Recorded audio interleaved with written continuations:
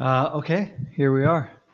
Um, Office hours, week 13. And yeah, really anxious. As always, I love dropping in here because it always feels like a good experience. Um, all right, man. So let me go to the stream and see.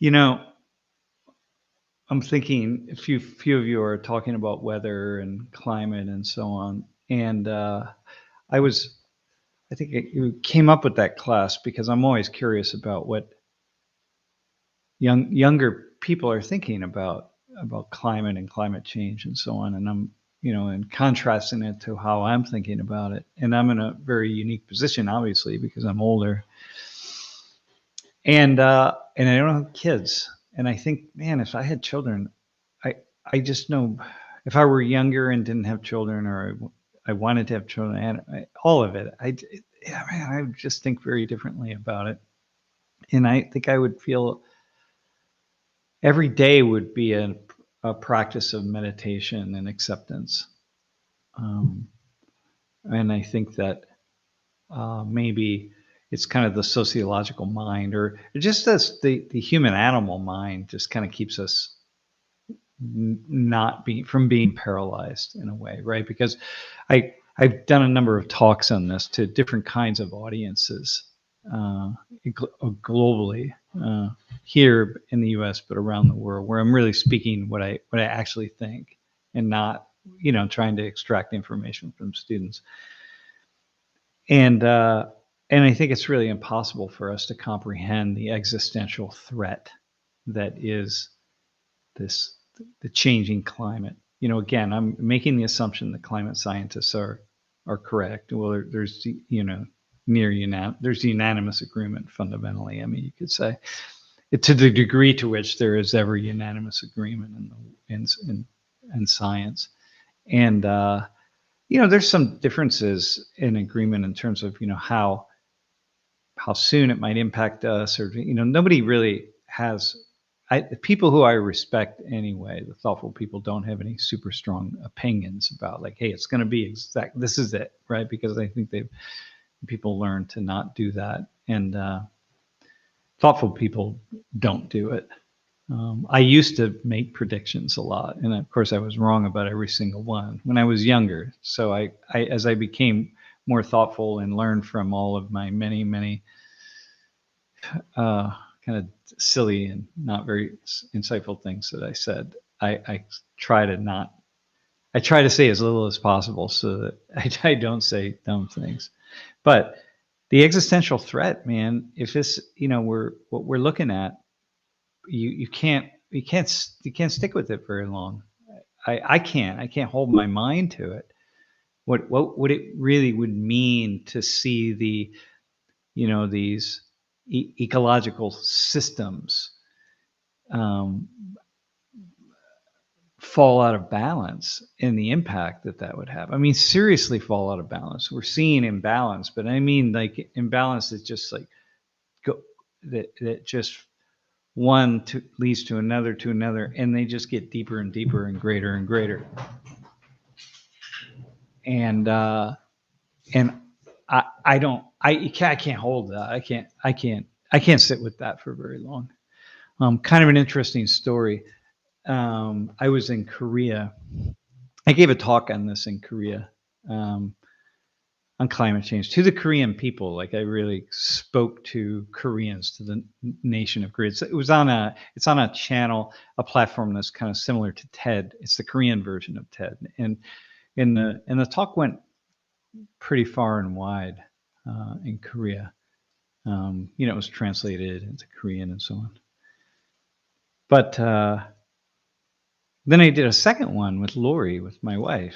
When we both did it, kind of tag teamed on it, and both on climate change and climate collapse. And that one also got quite a large number of views. I mean, like in the millions, kind of thing.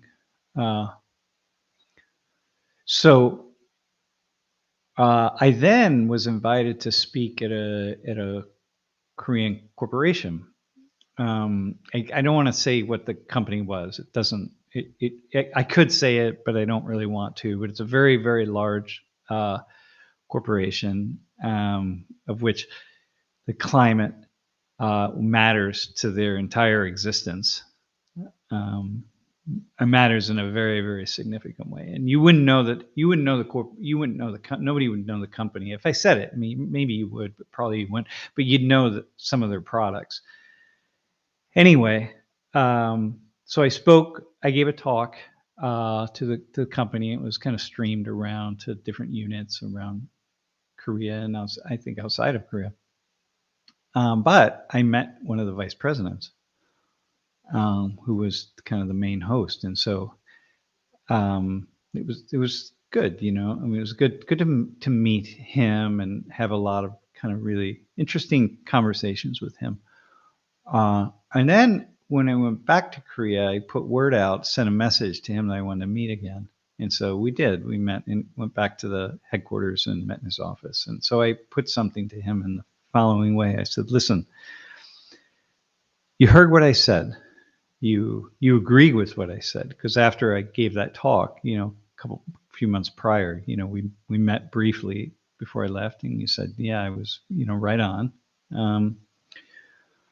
And I was talking about something that I didn't say yesterday, and I just forgot it yesterday.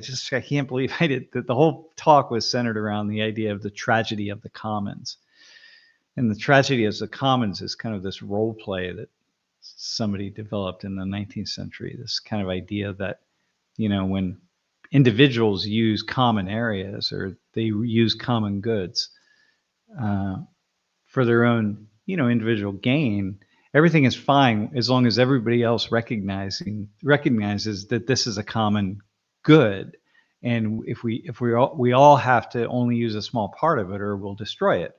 And I think recently, I remember reading a couple of years ago about the baseball fields in Central Park in New York, and there are so many people that want to use those baseball fields. There are a number of them, right? But grass will get worn down if you use it too much. So you can't, just play game after game after game, all weekend long. And these fields are the outfield will turn into just dirt, and so they limit the number of people who can use this grass. But the demand is so high, so they just keep increasing the price. But it doesn't even matter. It's not about that. They just say no. Because if they left it to the individuals deciding to play, they would just keep playing, and they wouldn't even notice that the grass is no longer grass. At some point, they would look down and realize it's all dirt. It's just hard packed dirt. And they did it. Like, who did this? Oh my God. Well, you did it because you kept demanding that everybody have an opportunity to use this, and everybody got the opportunity, and they abused the opportunity, right? So the city has to be really hardcore about saying, like, no, we're going to say no to your demands, Anyway, that's tragedy of the commons, right? So individuals won't, it's kind of like everyone is going to, people will just burning down the rainforest in Brazil. Individual poor farmers, they all just go out and they burn down the rainforest, and once it's burned down, there's nothing else to burn down, let's say, then they're just going to be like, okay, what do we do now? Shit, that was a really bad idea. But if you leave it to individuals, they will make individual decisions. And so you have to have some collective entity to guide those individuals and not allow them to act for their own individual self-interest, okay? And the tragedy is that they will destroy the commons. So I asked this guy, this is a really long story. I can't believe I tell these long stories. So I asked him, I said, so you said after I gave my talk about climate change, and well, here, let me just summarize my talk. My talk was, if what the scientists say is correct, the future is bleak. We're not going to be able to stop progress, and progress means we're going to just keep eating resources. We don't have the technology that we need right now to grow economies and decrease CO2. And so it's just going to keep getting worse and worse and worse. And at some point in time, these systems are probably going to collapse in some ways, because there's this idea of change happens as a way of sort of punctuated equilibrium. You know, it doesn't just go like this, it goes like this, and then it goes up here and here and here and that sort of thing, right? The the kind of change, the slow change, gradual change is punctuated by periods of rapid change. It could be decline, whatever it is, but this is the fear of systems falling out of balance very quickly. So I said to him, you know, you heard my statement, right? Which means that your whole company, everything about your company, what you do, all your employees, everything you're planning on, your 5-year plan, your 10-year plan, your 20-year plan, your 30-year plan, everything just goes out the window. None of it means anything. It just goes out the window. And it's meaningless. I said, if they're correct, if this is what it is, and he said, yeah. And it's exactly what you said. The tragedy of the commons is the problem, because, you know, their company, he said, you know, our company can't. Well, I said this to them. I said, your company you can't make the decisions you need to make, because it might give another company, your competitors, an unfair advantage, and then they get out ahead of you, and you can't do anything unless you know everybody else is going to do it at the same time. It's kind of like recycling. Everybody would be happy to recycle as long as we knew that everybody else was doing that. Or the example I gave in class yesterday, if everybody had a limited number of miles that they can fly in an airplane, then we'd be fine. Just, okay, I can't fly anymore this year because I've used up my miles, kind of thing. You know, maybe I wouldn't like it, but, you know, it is what it is. And so, okay, so I went back and I spoke with him and I said, okay, so listen, I really want to talk to you now. I want an extended conversation. I want to go back to this issue of climate change and climate collapse and the tragedy of the commons. And I'm like, how do you wake up every day knowing, how do you go to work? How do you make plans every day knowing that it's very possible that this is the future? The future is your entire organization just collapses at some point. You have kids, you have grandkids, you know, what do you do? And he said, there's nothing I can do. All I can do is just keep going. We can't make the changes. Everything that you said in your talk, everything that would have to happen, because I laid it out in my talk, what they would need to do as a corporation and so on, right? And the CEO of the corporation, all the VPs were there, everybody was there, you know. And he said, everything you said in your talk is right on, but there's just nothing to do. There's nothing. We just have to ride into the future, into this very uncertain future, knowing that we could hit these cliffs and fall off, and then it just is. We got to just deal with the consequences of it. And I'm not like a disaster thinker. Like I don't promote those kinds of ideas. I tend to be very optimistic and like, you know, let's work on this kind of thing, you know. But in this particular case, knowing the industry of this particular company, I just said, wow. I just was being much more open and real about what I actually thought. And his response was, there's nothing. We just keep going. And I just keep going. And I thought, yeah, that's what it is. We can't hold that existential threat. It's not part of we can't do it. Human beings can't do it. I can't hold it for very long. And so I do things like I have office hours on a Saturday afternoon or a Wednesday afternoon. I don't have to, what else can I do? I'm going to get up tomorrow. I'm going to do this. I'm going to do that. I'm just going to live my life. And it's like, it's okay. I mean, it has to be okay. I mean, there's no other alternative, but wow, it was so fascinating for me. It was one of the most interesting conversations I've ever had in my life, because sometimes you want to sit down at the desk, or in this case, in the sofas, where Lori was there for the second conversation. We want to sit there and have a real honest conversation with somebody who's the mover and the shaker of the world. And tell me what you actually think. Yes, opinionated Matt. Yeah, it's a Sabashi talk. The first one I did was called,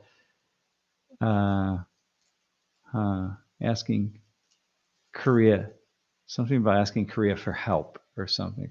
Can Korea? I was making the pitch that Korea is a country that probably would be best suited to be able to show us how to work ourselves out of the climate crisis, work ourselves through it. Just given the communitarian orientation, and it's a small country, very nationalistic, very tight, very strong bonds between people, and that people could actually really make the kinds of changes in a social and economic system that would be necessary. Because in the U.S., we're too big. I mean, there's no China maybe, but the problem is China's so big and China has so many social problems that China has a really strong authoritarian government, which would be necessary, absolutely necessary. But because in order to fix this thing, we're going to have to get people to do things that they don't really want to do, and we're going to have to force people into things. So you're going to need an authoritarian government. Like the people can't decide on that. Like you just can't be like, well, we'll leave it up to the voters. It's like, no. You don't leave climate collapse up to the voters. You decide what has to be done and you do it. And that's what's going to have to happen. But you need a government. You need a more authoritarian government who can force people to do the things that they have to do that are going to be against their own individual self-interest. But you're going to have to. But China's there's too much going on. They can't push and there's already enough social unrest in China, man. There's a lot. You don't hear about it unless you're really looking for it, unless you're paying attention to it. So, they're trying to contain things there. So anyway, yeah, we solved the ozone problems. We did solve that, but that was a fairly simple fix. And I don't know how much, we got rid of all the sprays and so on, right? I mean, that's part of it. I mean, there were a number of things that went into that, but and we might be able to do the climate collapse again. Like, I'm not, some of this, the most recent stuff, for example, El Nino. I mean, there are a lot of things that contribute to this, but it's incontrovertible that the planet is warming, man. Everywhere we turn, it's warming. And what's fascinating is that everywhere I turn in doing this talk that I gave in Korea, everywhere I turned I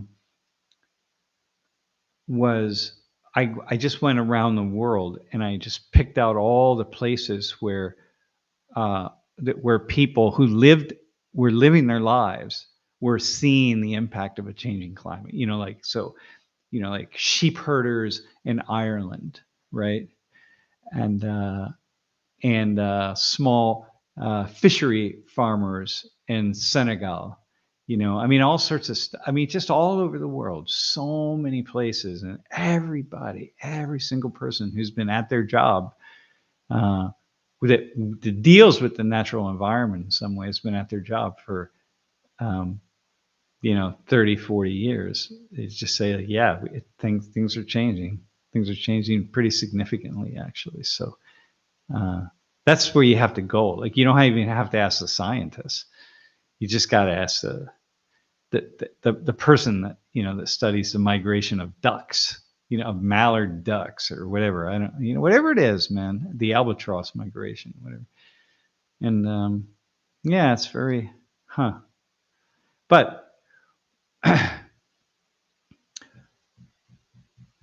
yeah, well, uncomfortably numb. Yeah, we could do simple things like ground cover for planting, fewer chemicals in our soil, etc. But but Monsanto wouldn't let it happen, right? So Jeff, I don't know if you saw that. But here's the thing. Yeah, here's the problem. Monsanto. This is the sociological problem. Monsanto is a giant corporation that employs a lot of people. And imagine Monsanto collapses tomorrow, and imagine the hundreds of thousands of lives that are impacted, millions, I'm sure, around the world in different ways, right? The problem is the system, the human system, as well as the ecological system, exists in a very, very careful balance. Just like a report just came out about inflation that I didn't think was particularly negative, but suddenly on Wall Street, everybody did, and the Dow drops by 500 points, and you just see like how these things that don't seem to be connected are suddenly connected, and they have all this. Well, the social and economic world are the same way. And so Monsanto, their job is to do the best for all of the people in their organization and actually do the best for the people that use their products, right? And so I'm not pro Monsanto, but as a sociologist, I mean, I'm trying to understand how it is that these systems get held in place. And so it's not just that there are these kind of evil people. So the corporation that I just told you about in Korea, they're people who think, oh, this is one of the evil companies, right? But now I'm sitting talking to one of the people, right? And I'm saying like, and he's saying, listen, we're just trying to do the best for what we know we need to do. We're trying to provide products for people who need to eat, and there's a growing demand for our products. And we're trying to keep our employees safe and healthy and happy and employed. Um, we have an obligation to them and their families, and we have an obligation to the stockholders, which is, it's not, the stockholders don't even drive it necessarily, but still you do, right? Because the stockholders are all part of another system that you want it to remain stable. Like you don't want to see the valuation of equities in any given system, whatever the market is. You don't want to see that collapse, like really, because everybody feels that. I mean, it's just you want stability, but stability also is what comes with it is a kind of a slow growth, which is good. That's what you want. And then that slow growth is happening, and the slow growth turns into large growth, and large growth turns into using more resources, and using more resources turns out it's just one thing after another. And so, damn. So just thinking about that, it like really can help us to back off that these are like sort of evil kind of groups of people in the back rooms making decisions for the rest of us. It's just a system that is interconnected. Yeah, stability in a capitalistic economy means that profits are the only consideration. Well, no, but I don't think so. I'm going to disagree. I used to say that. I would make that argument, but if I'm, but it's no, stability means that profits are true. Stability means that profits are one piece of it, but the other piece of it are all the people inside the corporation, and all the workers, and all the people around that company. I think when a big company pulls out of a small town, and all the other businesses that are supporting that company, providing all the restaurants and everything one after another, man, those all start to shut down, and everything can things can become a ghost town very quickly. So it's not just profits. It's everything that touches that company, because corporations are made of human beings, and human beings touch one another. They organize their lives in such a way that that it gives like life to the corporation. I'm not shilling for this. I'm just trying to understand this. I used to teach a class at Penn State called Social Institutions, and it really taught me to see systems, and how the systems are so invisible, and systems being like just ways in which human beings we organize our lives around the kind of the primary systems in sociology, which are the main institutions, like family and religion and economy and education and politics and so on. And we and these systems they're just like they're held together by invisible activities that people do. They don't realize it, but they're holding all these different systems together when they act. So individuals have no power. Yeah. So hang on, Jeff. Can you put Evan's piece up there about corporations are made of human beings? Okay, so hang on. I want to look at this. Right? This is interesting. Corporations are made of human beings, right? Okay. Humans are greedy. Well, humans aren't greedy. First up, hey Jeff, leave it up there for a second because I have to riff on this for a second. Human beings will live in a balance between their own interest and the interests of those around them. I mean, that's the balance. And most people are just sort of in that balance a little bit. Sometimes we go here, sometimes we go here. Some people are way more over here than here. But look, every time you get in your car and you drive on the right side of the road or you drive the speed limit, you're driving for other people. You know, you're not being greedy. You're actually being part of the community. And every time you pass someone on the sidewalk and you sort of move to the right a little bit, you're not being greedy. You're being, you're being very community oriented. And so I don't think it's fair to say that humans are greedy.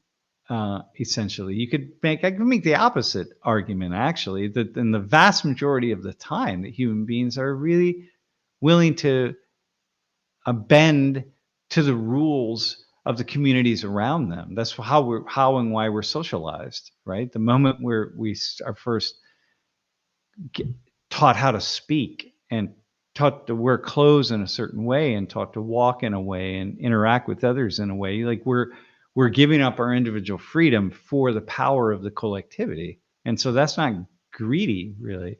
But we do have there's probably an inborn sense of like the danger that is lurking around us all the time, which is not being alive, right? Going back to where we came from. And maybe it's going to lead us, maybe give us to, I don't know, do take more or do more than we really need, because we don't know what we need. The future is always a risk. And so maybe there's some of that. I don't deny that. So anyway, so you say humans are greedy and can be corrupted. We can be corrupted, and we're partly corrupted because of what I said in class was the free rider problem, right?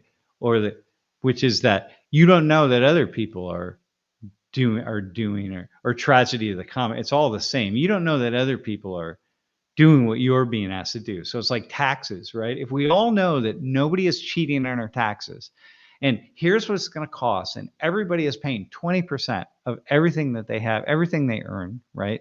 And no one's hiding stuff, and everyone will willingly pay their taxes. Like, this is what it is.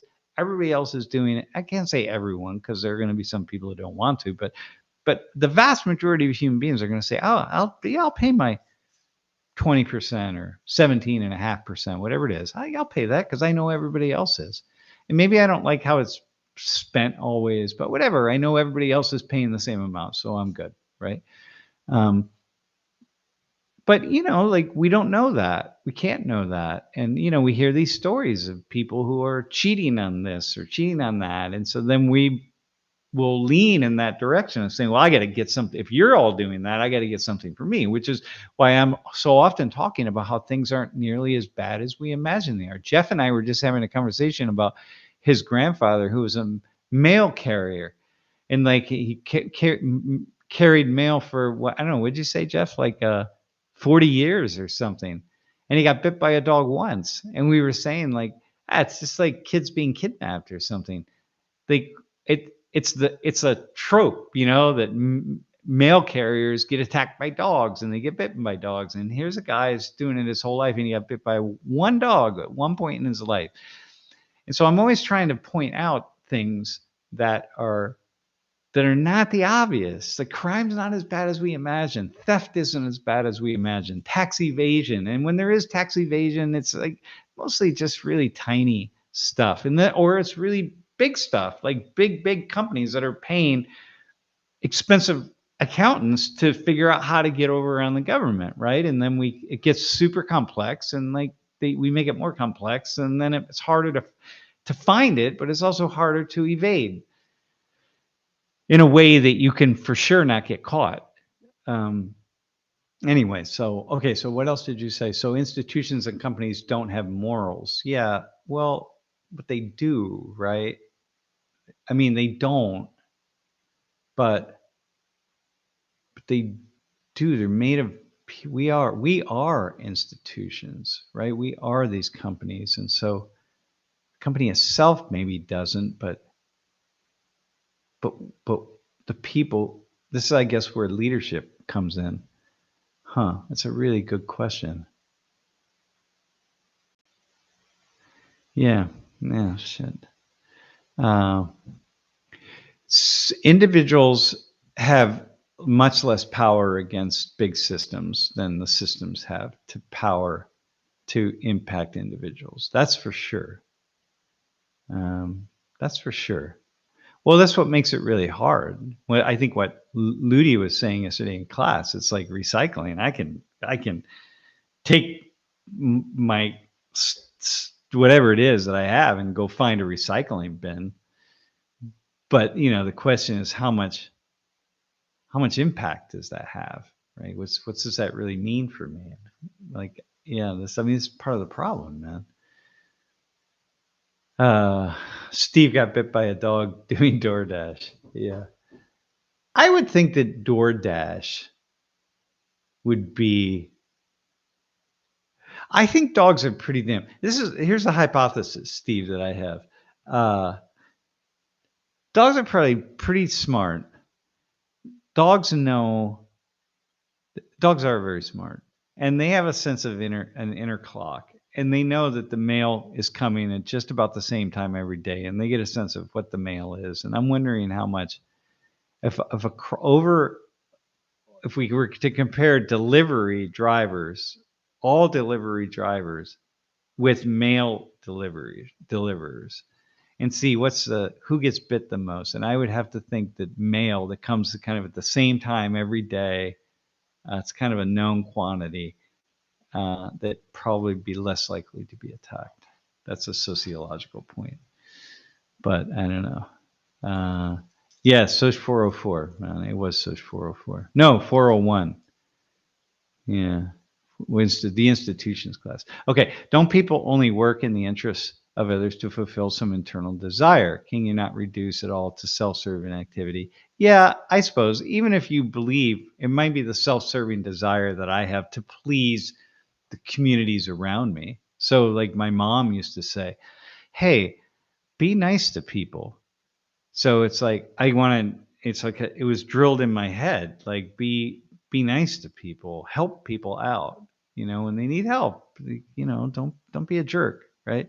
Then I watched her do that, and so then I guess in a way I wanted to please my mom, because if I please my mom, then I can feel good about me, and so I would please other people. And was I really being nice to people because I wanted to be nice to people, or was I just indirectly trying to satisfy an inner desire that I had?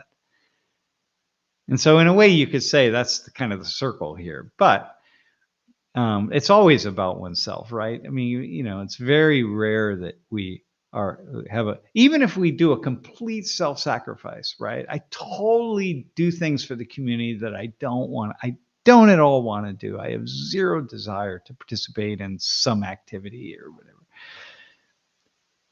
And I do it, but there's something in me that gets fulfilled in that. Maybe it's this kind of sense that it boosts my ego, or again, it tells me, okay, but Sam, you're a good person. Like, you did this, so you can feel good about yourself. And maybe I can even feel that I'm a better person than those other people that didn't do it, that didn't participate or join in or something. So yes. So the answer is, yeah, I'm with you on that. Yeah. Hey, Wallflower. Sometimes people overlook the fact that businesses are made to make money. Here, let me say it a little bit differently. We overlook the fact that also that businesses are human beings, in order to survive, we produce and we consume, right? So we have to consume, or we're not going to live. So that means we need shelter, we need food, we need these things, right? And then we have to produce them. and it's, it becomes really difficult to produce all of the stuff that we need to consume. We have to go find it. We have to go everything, right? So we organize ourselves in these entities, and we do it with other people. And this is, when we first started to, build fences around land, instead of being hunters and gatherers, we started to be stationary. And then you have to sort of divide up land and divide up. It's the division of labor is how we talk about it in sociology. And so, you put certain people on this task over here and other people on this task over here, and we divide that labor up, and it makes it more efficient. It gives us the ability to be stationary in a particular region and meet all the production and consumption needs that we have as a people, as a group, as a collective group, right? So businesses are simply what emerge out of that. Okay, human beings, we're going to come together with this kind of collective labor, and we're going to produce so that we as a collective group can consume, right? Maybe it's farming, let's say. So we'll be in charge of the farming part of it, right?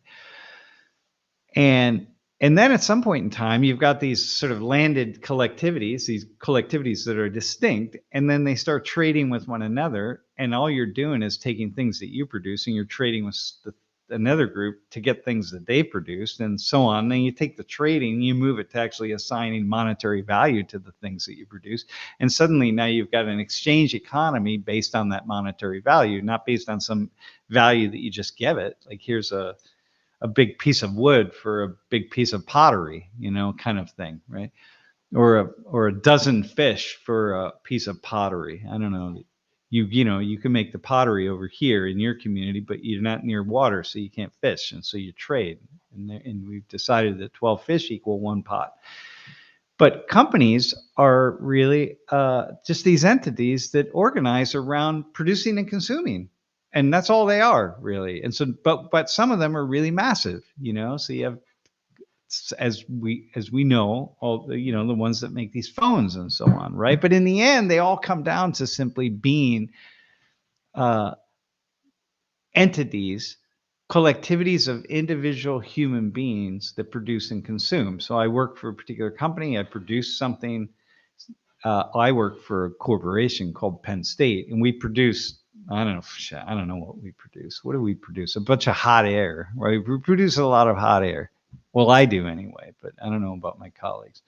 And then we sell my hot air to student consumers, or them or their parents. And that's all we're doing. That's all it is. So wallflower, and in fact, that's in a way, you're right. That's what companies are. That's what corporations are. They're just that on a large scale. And so we talk about them in really negative terms, but if we break them down sociologically, it's pretty fascinating. Okay. Kate, cybernetic qualinaut. Do you think if we had a collective moral, Jeff, I'm on actually the live stream chat, so I don't have the there it is at 3:30. Yeah. Do you think if we had a collective, I moved the other one down, so I'll give you timestamps. If we had a collective moral imperative like we had during the Cold Wars, we could solve climate change? Yes. Absolutely, we could. This is why I gave that talk in Korea, and I did it, and I spoke to the entire nation of Korea.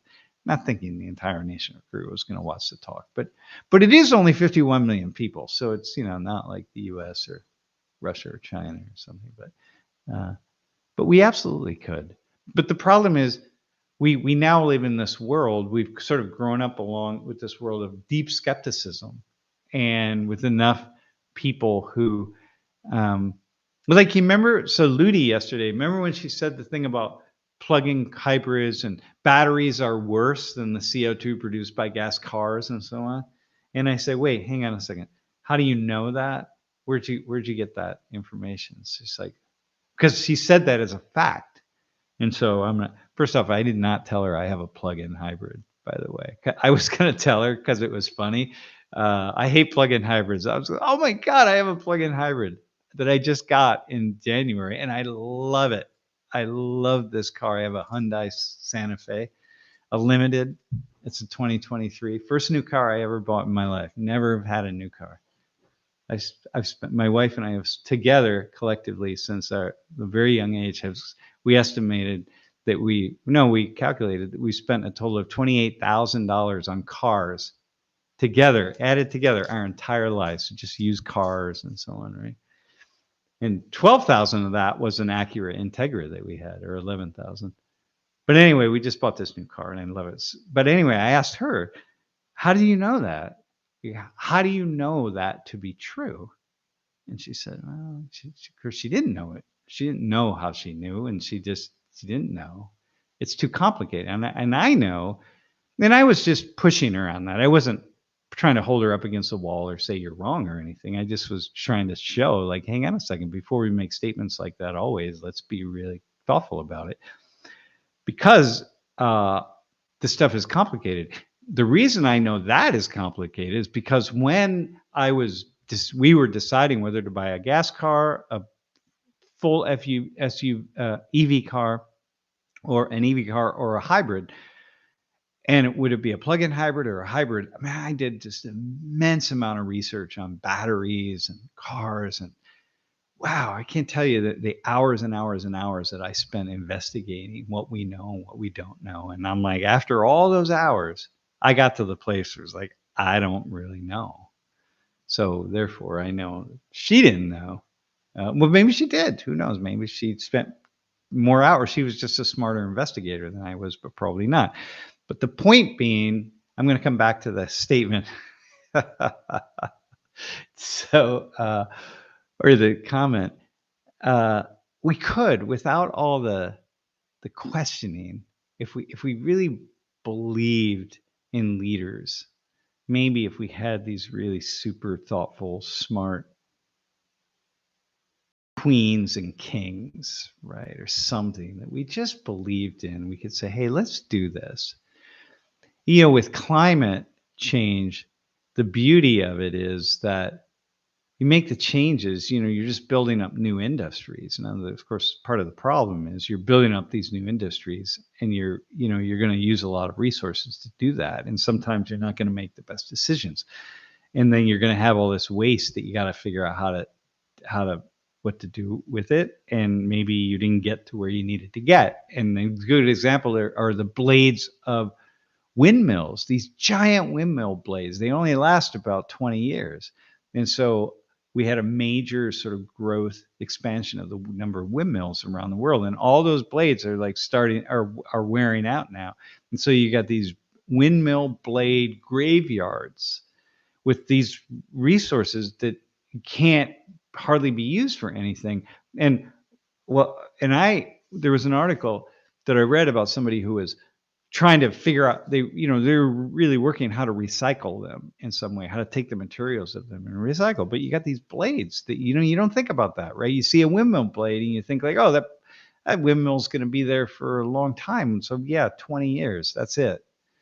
And so, and that's what I mean about, sort of the transforming the economy. It's in positive ways, but also in negative ways, right?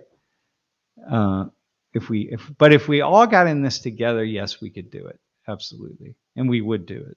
And the world would be cleaner and the world would be better as a result, because it's a whole lot more awesome. It's just cooler to be in a place where there's no limited pollution and limited litter and limited cars, because public transportation is so awesome and easy and efficient and fast. And I think like when I'm in Seoul or when I'm traveling anywhere that has a subway system, a good subway system, man, it's just like there's nothing like that, just to hop on the subway and go. We could do it. We absolutely could do it. Yeah. And I don't think you can guarantee that it would do anything. I mean, I don't know. Would do it. What's it? We could limit CO2. Okay. So we'd get that. So if that is, first off, it might be too late. And B, it might be that CO2 isn't the whole problem. that so we're speculating that it is, and these are climate scientists that are speculating. And for those of you who are not inside of academia, I want to say, people have this idea that these research scientists, you get grants just to you get grants to show the thing that the funders want you to show, and it's a big cycle of corruption and so on. When you get inside of it, there's a little bit of that, but there's people who are trying to get to the answers. Yeah, they're trying to get to the answers. If you could, let me say that. A lot of us get lost in just like starting with the hypothesis that we think that we want to show. Like, I want to start with the hypothesis that discrimination is still really strong today, strong as ever, right? That every rock I turn over, I'm going to see discrimination. Like, I start there. Well, now I design all my research around that idea that I'm going to find discrimination regardless of the rock that I turn over. Well, now I've corrupted my investigation because I've already said what it is that I'm going to talk about, that I'm going to conclude. And then, like, okay, well, what's the point of doing it, right? But if I start with, I'm really not sure anymore what's going on with discrimination. I don't know, in whatever, in test taking or who knows what. Let me actually try to not find discrimination in testing. Let me work really hard. Let me do the opposite of what a lot of folks do. And let me assume there is no discrimination. And I'm going to just see what happens. And I'm going to do my best to look at it and look for it and see. But I'm going to start there. That's a different way to look at it. And anyway, so that's what I see with science. And I had the privilege of having personal conversations with 3 top climate scientists. And I found all 3 of them to be just immensely thoughtful, really thoughtful, and really trying to just get to the bottom of things. Yeah. All right, man. Do you think Elon Musk and Mr. Beast can improve more lives? Mr. Beast for sure. Elon Musk, I don't really know about that guy, but maybe. Yeah. Yeah. Yeah, if he would just, yeah, Mr. Beast. Why not, man? Yes, I think the basis of my comment primarily comes from the power of money. It seems to me that when significant money is involved, morals are compromised. Yeah, it's difficult to not compromise one's morals when it's very difficult.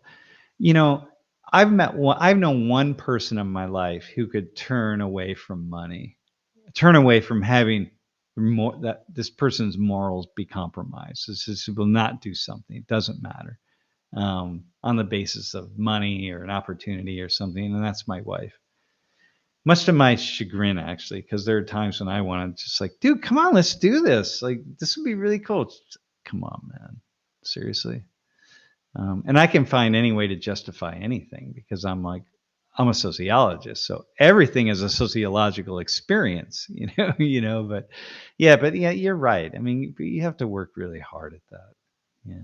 Anyway, go ahead. Opinionated Matt. As an economics major and as a European, I'd say searching for morality in businesses barking up at the wrong tree. Companies exist for money. Institutions, societies are tasked with defining morality. Yeah. I think Europeans, you sort of have that. Don't ask the market to do what it's not supposed to do. Yeah, exactly. The market exists to expand production and consumption. And we do a lot of really stupid things. Like, when the Chinese move toward just making a lot of cheap shit, they make a lot of stupid, cheap shit. And that's like the problem of the commons, right? The tragedy of the commons. Like, all these individual manufacturing plants are making these stupid, cheap plastic pens, and everybody makes 10 million more than they imagine they need, or 100 million more, because they don't know that the other person on the other 100 miles away or 200 kilometers away is making 100 million of these stupid plastic pens. And then we got warehouses filled with these stupid plastic pens, and we've wasted all the resources. And so it's like, God. So there's a lot of that kind of inanity going on. But, we hope that the free market can stop a lot of that. But, anyway, that's the cool thing about the free market. All right, man. Did you read some books of Peter Drucker, like What is Management, Best of 50 Years? No, I haven't, but I know I have read stuff by Peter Drucker. Yeah, but I don't read books anymore. I don't have time to read books. Like my mind is bopping around to too many things. But I have read Peter Drucker. Yeah, I like some of that. I like thinking about that stuff.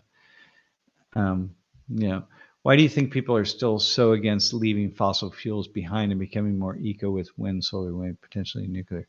Well, I think in part, I think that it's now been shown pretty clearly that the fossil fuel industries have engaged in a 40-year, 50-year campaign to convince people that they are necessary. Back in the 80s when the oil companies were buying up all the initial solar companies and then just shutting them down kind of stuff, right? That didn't happen a lot, but it happened. I think that there's been this systematic campaign, and then people just believe it. They believe certain things, right? So that's one, myself included, right?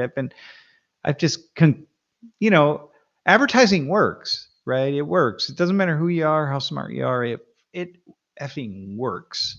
And we get deceived by things, and me as much as anybody else. So there's a lot of deception that has happened. And so people feel like, hey, I don't want these things, solar, wind, and et cetera, because they're not going to work. Like they're not going to produce enough electricity. Well, they're not. They're not capable of producing the amount of electricity that we need. Let's be clear about that. If you look at the numbers on solar and wind and tidal energy consumption and so on, like we cannot get what we need from that. So, but we could. I don't know. So I think there's some of that. Yeah. I don't know. It takes a little bit.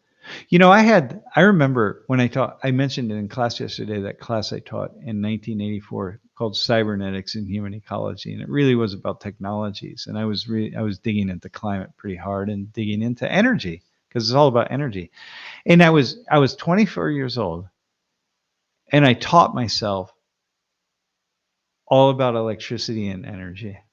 Yeah. It just it was so simple. And I remember I started with this book for, I don't know what it was. It was this crazy little tiny thin book. And then one day it just, boom, my brain just opened up about, wait a minute. All we need is a spark of energy that produces power to produce force, to move a turbine around, to generate electrical to whatever it is, to generate electricity, right? Like, oh my God. So everything is about that, right? So if you're burning, if you're burning something, you're just making steam, right? So a nuclear power plant, you're just making really, really hot steam, a lot of steam to force itself through these little, tubes, whatever it is, to force these turbines to spin around as fast as they can, right? You burn wood or you burn coal or you burn oil or you burn whatever to make steam to force these turbines to turn, right? Everything, it's all about that. And I remember just how my eyes just opened, how that happens, like, damn. And yeah, I don't know. This is what windmills are doing, right? They're just spinning little turbines. Huh. It's pretty intense. Jordan Peterson's debate with the guy Destiny. Yeah, Jeff sent me that. I watched a little bit of it. I really need to listen to it. Jeff, if you can remember to send it back to me, and I'll listen to it. If also, by the way, Jeff, if it's on audio, that Destiny and Jeff does work. Wait, Jeff, I don't know if what I'm able to say. Jeff knows Destiny quite well, so has helped Destiny a lot, and so yeah, doing a lot of his live stream stuff, and yeah, so it's cool. And Jeff and I were on. I guess I was on whatever we were on Destiny's channel once. But yes, no, I do want to watch that. I do have a friend who really, really, really enjoys Jordan Peterson, and I need to listen to him a little bit more.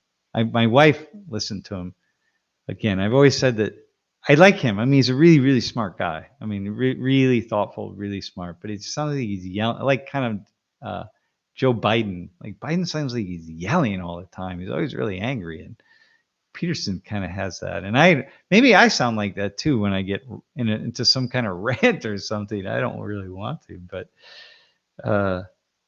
I don't want to be like that. It's hard. It's hard to listen to people yell. Maybe it's just because it's hard to listen to myself. Yeah. Well, it is hard to listen to myself yell. Yeah. All right. All right. So what else do we have? A couple more. Hey, by the way, I have to leave in just about like in about 6 or 7 minutes. So is there any other questions?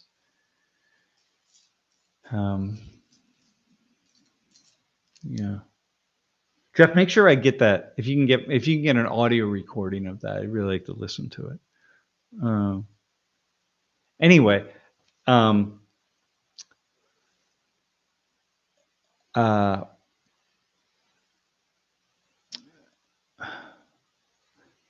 yeah, climate. I don't know, man. Maybe we'll just cycle back around, and I'll just say the following. I don't know what it would be like. What y'all, those of you who are really young, to be kind of looking at the world. I mean, when I grew up, we had nuclear weapons, and things got really heated up in the 80s when Reagan took power, and Reagan suddenly was talking about the potential of a nuclear war with the Soviet Union. I think he was trying to like really scare them, and it worked in a way, right? But then things got like, holy smokes, man, these guys are serious. Like, what? And then people were talking about a limited nuclear war. And I'm like, you people are nuts.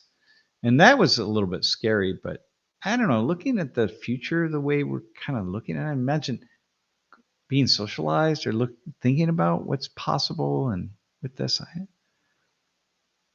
don't know. I have a hard time. Yeah. Hey, Alex Ortiz, thank you for thanking me, actually. Just trying to be positive as possible. And mind you, by the way, I used to do a lot of political sociology stuff, critiquing corporations, and I still have that. I mean, I think there's a lot of really shady stuff that corporations do and businesses do, but I'm just like zooming back out now and just seeing things as for what they are as a sociologist. And so I don't have any, I'm not in any way living in some illusionary world. Illusionary? Is that right? Illusory? Yeah. Living inside of an illusion. Imaginary world. There you go. That these are all really great, lovely entities and so on. They do some kind of shady stuff, like, but it is what it is. Bone wings or unbone wings. You know what? I got to go with bone, my friend. Yeah, but as long as they're free range chickens, we don't. Yeah, yeah, yeah. You're welcome, man. Yeah, you're welcome. Yeah. Thanks, Evan. Yeah, I think it is. I think it is. I don't know. Hey, by the way, Irvin is coming. Is going to be in class tomorrow. And where I'm trying to figure out how this is Irvin Moore, the gentleman who was incarcerated for 52 years. Maybe it would actually be nice if some of you are really kind of rolling up. If you're in class, it'd be really nice if we got more questions from the stream. would be kind of nice. People who've kind of heard him more times, and I think I might set it up where I have a few volunteers and they ask him questions. The problem is, he's a man of many stories, and he's a great storyteller, and he's a really, really fascinating human being. Wow. How can you not be fascinating? If you're a thinker, if you're really thoughtful and you're educated, self-educated, because he's very self-educated. I mean, he has an associate's degree that he earned while he was in prison, but smart, being really smart, too smart, by the way, for people around him, and people didn't realize how smart he was because he had a stutter, so they didn't really understand he was really smart. That's partly what got him into prison in the first place. But wow, how can you not be really fascinating as a person? Like, damn, so interesting. Irvin's so interesting. He will be bringing Cora Wallflower. Yeah, Cora's always with him. Yeah, smart and street smart. Yeah, he's really. And man, I'll tell you what. Someday I should bring. Okay, I'm just gonna have him on the. I'll maybe next Wednesday. I'll see if he's free. But holy smokes, man, the story, the things, the ways in which incarcerated folks, prisoners, the way, the things that they figure out how to do in order to do things, man, like baking an entire birthday cake for somebody in their cell. You know what I mean? Like, wait, how do you bake a birthday cake in your cell? Like, walk us through step by step. Oh man, it is so absolutely fascinating to get to get these kinds of stories. Uh, yeah. So anyway, it's a lot of fun. I think I feel very yeah. God. Yeah. All right. Think about that. I'll just leave you with that. Bake a bird. Imagine you're in your cell and it's really tiny. It's not much bigger than a twin sized bed. And you're getting your cells checked. You're baking a birthday cake for someone in your cell. Like, there you go, man. Like, life is pretty awesome. Yeah. Life is pretty damn awesome. I will say that. All right, listen, man. Yeah, Axel, definitely. Yeah, you got to talk to Urban. But maybe let me see if I can bring Urban on next week. That would be really cool. Yeah, for sure. Yeah. Bossum knows, man. If you visit Penn State, you get really busy real fast because we sing you on all sorts of engagements. All right, everybody, I gotta go. I really appreciate it, and let me see. I'll see what I can do. But thanks, and some definitely questions for Urban would be awesome tomorrow if you're on watching. Thank you, really appreciate it. Wait, did we get a dad joke? They make up. Never trust atoms. They make up everything. Oh man. Okay, we'll just go right there. All right, thanks, Mel. Jeff, I'll talk to you. I'll talk to you later.